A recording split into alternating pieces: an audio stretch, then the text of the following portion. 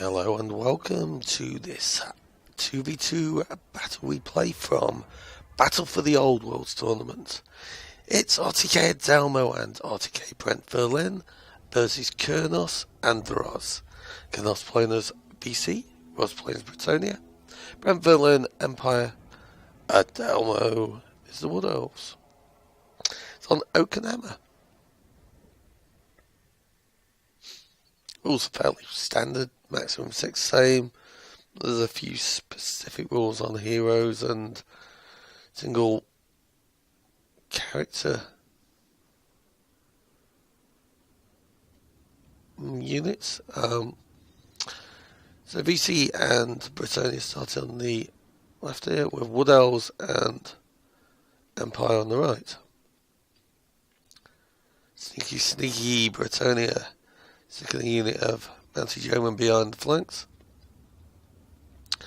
So RTK have gone for the Wood Elves at the front with Empire largely behind, whereas Ros and Kurnous have gone for a wide formation. The mortars firing off there, and we had spotted the mounted yeomen, so Brent manoeuvred archers to the side there. Let's try and get a few shots. While I was watching that, Vampire Count snuck the Red Duke forward. There go the mortars again. Landed on the sternsman. But take note of what the Red Duke does. Yeah. Sick fellow gets an extremely powerful spell off. I think it was Winds of Death. Watch this go. Goes down the line. And I move my archers into the line of fire. So that was a great move by Kurnous there. So the mortar's still going down. Brent deciding to get a few shots onto the Red Duke. A little bit of damage on the Graveguard. So by having the mortars, we were forcing opponents to advance on us, basically. I got a few shots off on the zombies. While the peasant bowmen with fire arrows cleverly firing on the Treekim. Brent lost quite a few handgunners to this Direwolves unit and a missed net cast at the Red Duke. Got opponents forgot about a unit of Grail Knights there. So I was concentrating my fire now on the Battle Pilgrims.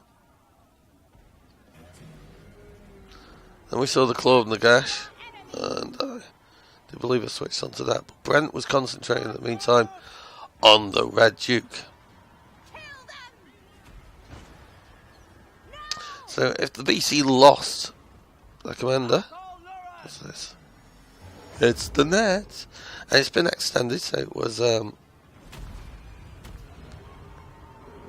casted. So Brent told me to switch from the Claw and the Gash onto the Red Duke. Target all my fire there. Hi, Julie. Took up that challenge, and Kurnous moved into the net, which would not do him any good. This was a turning point in the battle. We've been holding our own fairly well. But from holding your own to taking down the VC General is massive. And there he goes. Something massive. So what you get is the binding gets weakened and you start getting crumbling. Brent has been firing his mortars, these bowmen, so they weren't such a problem. But they had taken down my Treekim. What it's looking at now is so many of these units crumbling, and Brent used his general to get in on the Claw and the Gash, and we're just now starting to mop up this Vampire Count front line. So they are going to crumble. He'd lost his ability. I'm not sure if he had brought his spawning spells, but he couldn't spawn anything else on us now. If he had, as you can see, they just start to crumble, and it frees up so many units. So the Sternsmen are holding well, but they've got regen, natural regen. And this Wildwood Ranger unit is just holding up so many Bretonnian units while we mop up over here. The well placed net by Brent. The only real threat to us were the Blood Knights. But again, we were just able to keep firing our arrows, firing our mortars, pretty much where we desired at this point. All that the vampire counts have left were the 3 units of the Sternsmen and the 2 units of Blood Knights, which had been depleted. We just had to keep protecting our missiles at this point. Bretonnia still had quite a lot, but there's almost a full unit of silver bullets there, with plenty of ammo from Brent, so long as we could keep them protected, it was looking pretty solid at this stage. The Bretonnian archers were still a pain, and our opponents did have a lot of mobility with the 2 Blood Knights and quite a few Bretonnian cav. Anti-German coming in on the mortars. We had the Jade Wizard. Durfee was untouched. Bit of a mistake, he should have been getting a bit more involved in the battle. Hold my hand up to that one. My Wildwood Rangers had been doing, and Wardents had been doing a sterling job chasing these Blood Knights down.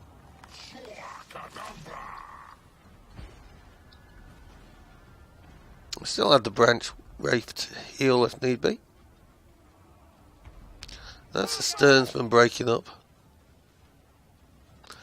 Now the Bretonnians had broken through the front line of the Empire. That was not really our strength at this point.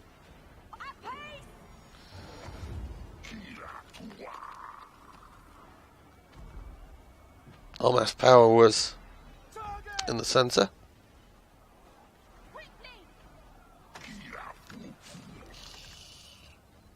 Red units returning. I will remember eventually that they were there. There's a danger, a big unit of ground knights.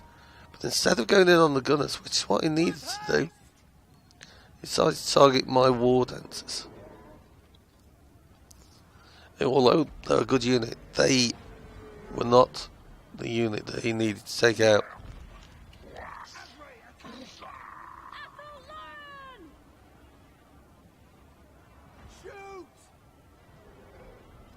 So Durfee's finally getting a bit of action, chasing off these battle pilgrims, and we held our lines pretty well. They massively outcapped us, so we've done enough to block this flanking for the most part. Taking out the vampire counts early was the main factor in that, I would say. Yeah, you see, still got the arrows going in on our pilgrims, firing on the fleeing units so they don't return.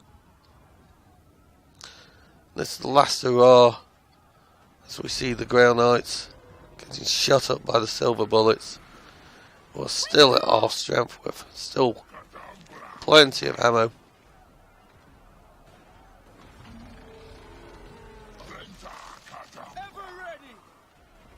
The Grail Reliquary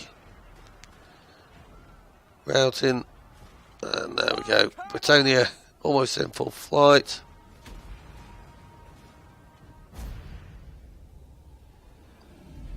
And there we have it.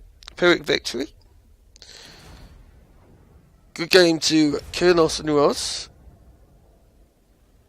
And well played to my teammate Brent. He pretty much carried me through this, so My biggest powers were the Wildwood Rangers. They're a strong, expensive unit. Kurnous, his Blood Knights, and his Sternsmen. They did a great job. The Red Duke's 84 kills were largely through that clever wind of death. On Brent's force, decent amounts of kills by the mortar, largely peasant bowmen. Demogryphs there, and his unit swordsman, and one of the flagellants doing extremely well. And for Roz, again, it's a cavalry manoeuvres that got the kills. Great game. We went 1-0 up. It's the best of 3. Hope to see you soon.